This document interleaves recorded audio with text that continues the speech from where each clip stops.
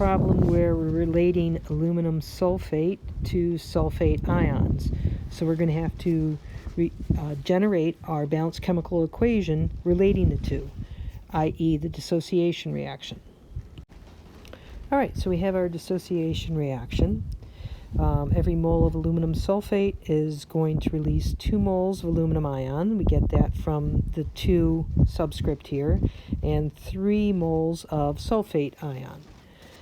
Now we translate our molarity to moles per liter of solution.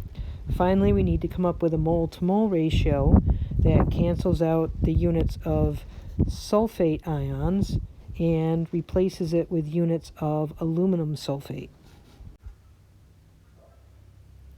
Alright, so we have our 2 different mole ratios that we could write from our balanced chemical equation using the coefficients that are associated with each chemical.